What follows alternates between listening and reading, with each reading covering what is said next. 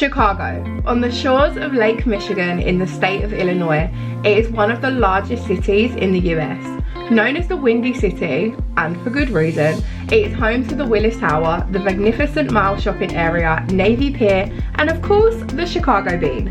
This city really took me by surprise and is well worth a visit. It's safe to say I definitely had a few people be like, oh, you're visiting Chicago? Are you really sure you want to go there? I heard it isn't the safest place. But honestly, this was a place I really enjoyed visiting and would love to come back. I've been here in the summer of 2024 and here are a few things I wish I knew before my visit. Number one, you do not need the train, the metro, the subway, whatever you want to call it. You do not need that when visiting Chicago. It is a extremely walkable city. You can also take the L train directly from the airport straight into the city as well. It's really quick, really convenient, and obviously a lot cheaper than getting a taxi as well, so you don't need to worry about that. However, what I will say is we done a trip to the Home Alone house, which is in Winnetka, and we did end up getting the train there, obviously.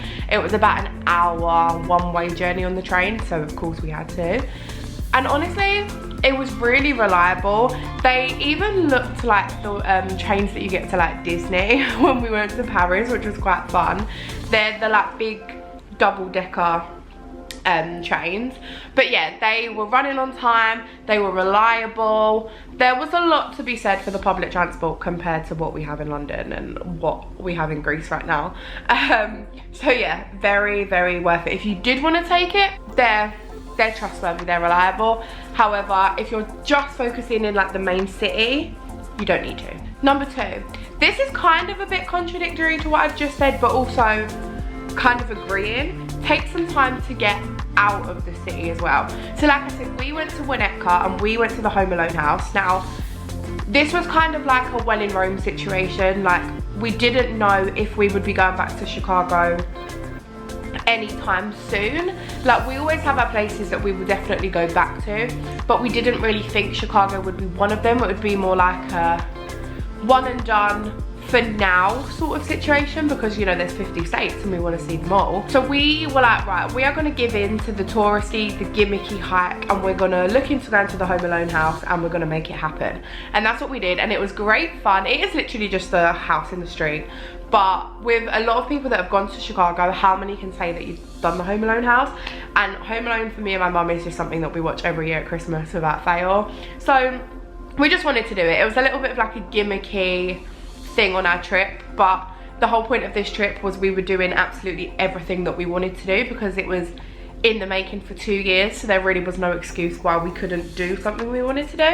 So we went ahead and did that. So we took the Union Pacific North train. It took about 40 minutes from the Oakville, I want to say, transportation center. I've probably completely butchered that. I do have notes, which is why I'm looking over here, and I've still probably butchered the name. But yeah, it took about 40 minutes to get there, and we walked from the station to the house, and then I just remember there was this little cafe, and we got a drink in there, mainly because I wanted to use the toilet, but still we got a drink in there, and it was just this really nice community feel with like mums and their kids and families and friends meeting up, and it was such a nice like village feel, but like multi-million-pound house village feel, like not your little local village like we've got or we live in. It was a really nice experience. There were shops, there was like their little local post office with all the American flags, and yeah, it was just a really cute place. And obviously it was outside of the hustle and bustle of Chicago, and it was almost like the real life, you know? Like, you come into London and you see Canary Wharf, Tower of London, Big Ben, etc., and you're like, okay, cool, I've done London. You come outside of London to the boroughs, you see a lot more local life, you know? Like where I am right now, I'm in Athens, and I'm staying 3 stops away from Georgialoui. So yes, I can get into the city pretty quick. I walked there yesterday, it took me about half an hour walk. Great, I'm in the hustle and bustle, I'm surrounded by tourists, everyone speaks English again, it's great. But I come out, further out where I'm staying, and I'm more with the locals, I'm challenged to speak more Greek, I'm going to the local coffee shops, there's no tourists, and it's just a whole nother side of Athens. It's like the working side of Athens that you don't see because it's often forgotten about. We've already said that if we do go back to Chicago, we probably would go back to Winnetka, so we can like pop in and out of the shops and go maybe get some lunch in the cafe because it was really, really beautiful, and just have that more extra time in that little town just to explore. Because yeah, I feel like we saw the house and it was a tick, but there was a lot more that I wish we could have seen. But if you watched the vlog, you will know we had 48 hours in Chicago, and it was probably our strictest itinerary throughout the whole thing. We did every single thing in one day in Chicago. It was insane. You can go watch the vlog after this video if you want to. But yeah, it was like a challenge accepted 48 hours in Chicago. Number 3, now this one might surprise you when you're thinking about Chicago, because chances are you're thinking of a skyscraper big city. However, my number 3 thing I wish I knew was to visit the beach. So this is something that we didn't actually do, but we could see it. So we went to the 360 tower and we did the tilt thing that you see on TikTok, and it was really, really cool. And then we're sitting at the, I want to say it was the Cloud Bar. I might have made that up because there was a lot of skyscraper bars that we went to, but I want to say it was the Cloud Bar. And we had our little drinks and we were sitting there looking out, and there was this beach. Now, is it really a beach if it's on a lake? No. Maybe, I don't know. But the lake was so big you could not see the end of it, and you had to keep reminding yourself that you wasn't looking at the open ocean and that you was actually looking at a lake, which was quite funny. I can't get over that that's a lake and not the sea. Like, it's really, it's giving Miami from up here. But it looks beautiful. So from the angle that we were sat at, it looked like the Gulf of Florida. Like, with the high-rise buildings and then the sand winding round and the sea, you know, the sea. Like, it was beautiful, and the weather was really nice there too. Like, had we had more time, we probably would have gone and spent some time at the beach, but we kind of just stumbled upon it and it was just really cool. Number 4, try the deep dish pizza. When planning our trip to Chicago, we knew we were going to try the deep dish pizza. However, as a Brit, all I could compare it to was like Domino's greasy, disgusting deep dish pizza, right? I don't like deep dish pizza, or I told myself I didn't like deep dish pizza because I could only compare it to what we have in the UK. This food is not a fad. I promise you now, it's not a fad.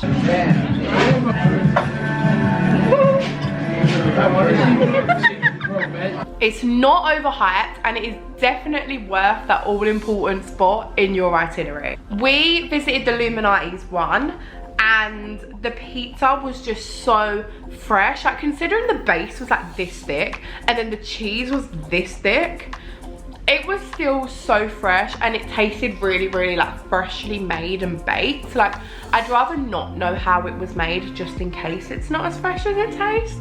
I don't know, but it was really good. And honestly, I can confirm as well. So we just got like one piece. I don't remember if it came in like slices, I don't remember, but it basically was cut in 4. We had a piece each and it was delicious, and then we took the other 2 pieces home.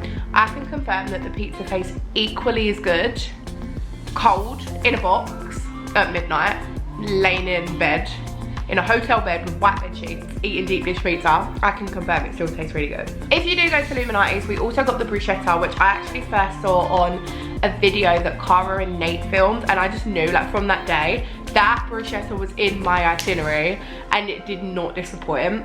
I think I had a blueberry lemonade cocktail as well, delicious. And then we got the tiramisu at the end, and my mum, I remember saying in my video that like my mum doesn't really like tiramisu, and we both thoroughly enjoyed that as well. So recommend getting deep dish pizza as a whole because when in Chicago. However, if you wanted an actual restaurant recommendation, Illuminati's was actually delicious and really, really worth it. Leave time for Navy Pier. So we learnt this one the hard way, unfortunately, and we didn't actually end up having time to go. Again, we did have our 48 hours in Chicago, so we was a little bit a little bit like rushed, I want to say. We had to get from A to B to C to D to E to F like ASAP and see everything that the city had to offer, and we just simply ran out of time for Navy Pier. It was on the itinerary, it was near our dinner reservation, so the plan was to go there first, and then time just got away from us, so then we were going to go after our dinner reservation, and then the pier actually closed at 10 p.m, which now I think about it, it's silly that we didn't think it would close, because even the one in Brighton closes at like sunset, or in summer I think it's like 8 p.m. or something like that, so I don't know why I assumed it would be open any later. But yeah, we missed it and I was really sad. I really wanted to go see the wheel either in the day or like all lit up at night, and we missed it. If you did get time to go on your next trip, go and make that time for it, whether it's in the day or in the evening. We are definitely going to be going to Navy Pier next time we go, because I am just really sad that we missed it. The next one, so this one wasn't necessarily a problem, but I also didn't realise it, and I didn't, maybe it's because I didn't really do a lot of research. I didn't assume I would need to do a lot of research, but when I got there it definitely surprised me a little bit. So if you're visiting the Bean, you know, the big silver bean thing in the park in Chicago, it's in a public park. However, that public park has like security lines that you have to go through, and you get your bag checked, and like you go through scanners and stuff before you go in. And this was really surprising. We came out of Raising Cane's, walked across the road, and then went to go in the park to see the Bean. And yeah, there was this security line, and like mum had to get her bag checked, I had to be like scanned. And I was like, are we not just going into a park? Well, we made it through security to the public park. That was random, but at least we're safe. And there she is, we coming. And then when we got in there, it was really cool. Like, you had the Bean that was in its own area. Obviously it gets really busy. And then you had that market stall, so I don't know if that's like a permanent thing or like was just on at the time we were there. But yeah, it was just, I didn't expect it. It wasn't a problem, it wasn't bad. Obviously we didn't have anything that you shouldn't have.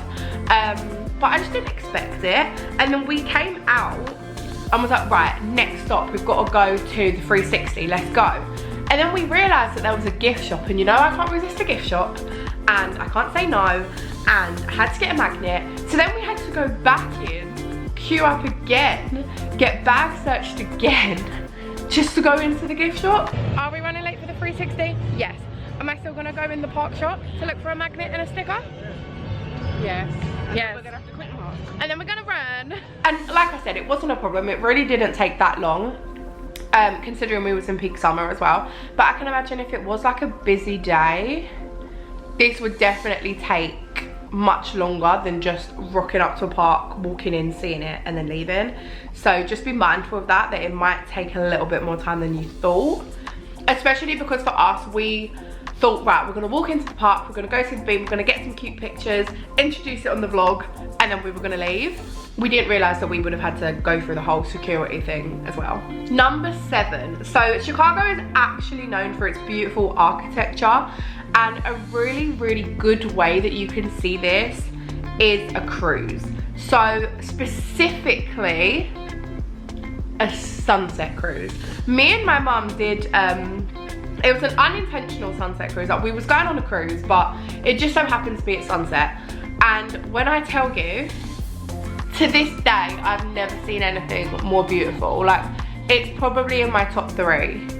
I sat on that boat the whole time looking at all the buildings. A lot of the buildings are glass, and the sky was that bright pink with the sunset, and it was like bouncing off of the buildings and reflecting onto the other buildings, and the whole atmosphere of it was just stunning. It was like nothing I've ever seen before. There's something about the city, and as you walk around, you recognise some of the styles of architecture.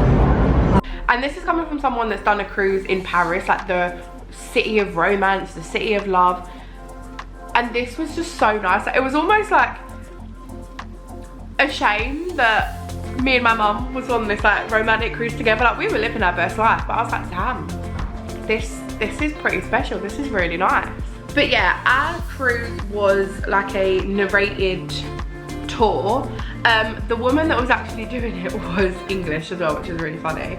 But the thing is, like, for us, especially when you're on like a 48-hour tour and you're just going A, B, C, D, E, F, G, you're not looking up. You're not remembering to stop and take time and look up and look at where you are and look at your surroundings. And even if you do, unless you're like an architecture expert, you're not likely to even know what you're looking at.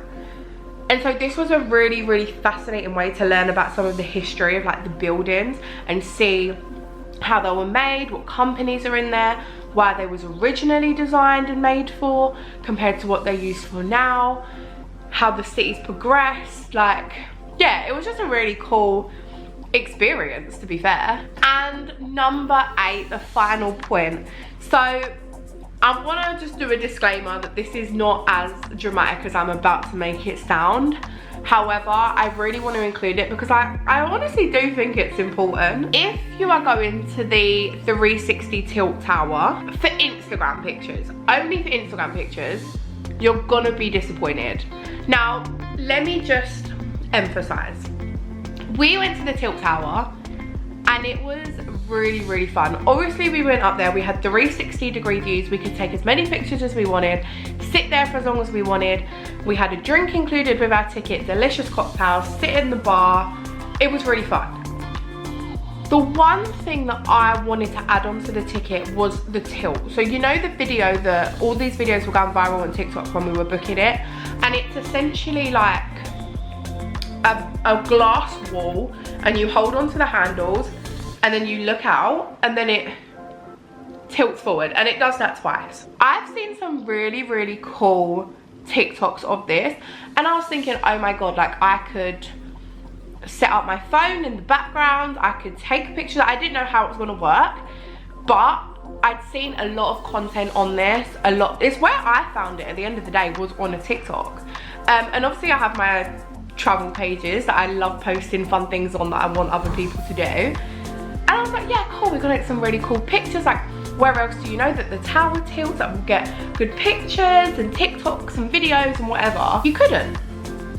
You go into the tilt tower, you have to leave your phone and all of your stuff like basically on the other side of the room, and then you go and you stand by the glass, and then there's this photographer that goes by and they take a picture of you and your group. However, they actually edit the background of the picture of like a fake tilt tower skyscraper background. So even the picture that you're getting at the legit tilt tower, the background is not a legit picture. Now, this tower was a super, super fun experience. Even if you're afraid of heights, I would still give it a go because you're literally on one little step.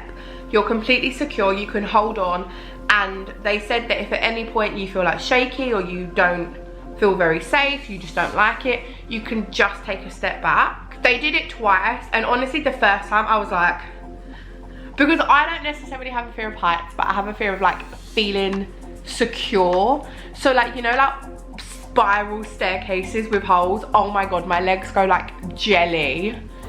Especially the ones here in Athens, they are ridiculous. Lol guys, this is the bit you don't see on Instagram, is going up this staircase. No wine tonight. Oh my god. Yeah, my legs go like jelly, and that's not because of heights, that's not because of anything like that, that's because I just don't feel secure on them, and it's like my little weird thing. Anyway, the first time we tilted, I was like, and my arms were shaking, and I was like, oh my god, I'm holding up like my whole body weight with like my little wrists. And then the second time I was like, oh, I'm actually perfectly fine. And you don't go as far as you think as well. Like when you're doing it, you feel like you've gone really far, and then when you're watching other people, you're like, oh, we're like this. But you feel like you're like this, but you're like this. So yeah, it was a really, really cool experience, and of all the skyscrapers we did, this one was probably, I want to say my top 2. Like this and the Seattle one was probably my top 2 skyscrapers. So I would really recommend doing it anyway, and the ticket wasn't even expensive. But yeah, if you are thinking to yourself, you're gonna get some really cool pictures whilst doing it, you're not. And it was just a shock for me, just because like I said, of all of the pictures and videos that I saw of it, that was kind of telling me that you could like film it and take pictures. I'm someone that loves taking pictures for everything, for like memories. Like I have to have pictures of everything. So yeah, it just surprised me. Like it wasn't an issue, it wasn't a problem at all. Like I would go back and do that tower again. It was really, really fun. But yeah, just because it was such like a big TikTok hype at the time when we booked it, it just took me by surprise that you couldn't actually film or anything. But yeah, I still really recommend doing it. It was just a surprise. So that is 8 things that I wish I knew before going to Chicago. If there's any more you can think of, then let me know in the comments below. If you want to go see my Chicago vlog, it is up on my channel now if you want to go and watch that. I also have a TikTok and Instagram at Georgialoisetravels if you want to go give them a follow. And I've also got a blog where I'm going to upload all of these video notes on there, just because sometimes I tend to waffle and I tend to miss key points, so I'm going to turn them all into blog posts as well. And you can go give that a read and anything else over on Georgialoisetravels.blog. That is it from me. I will see you in my next video.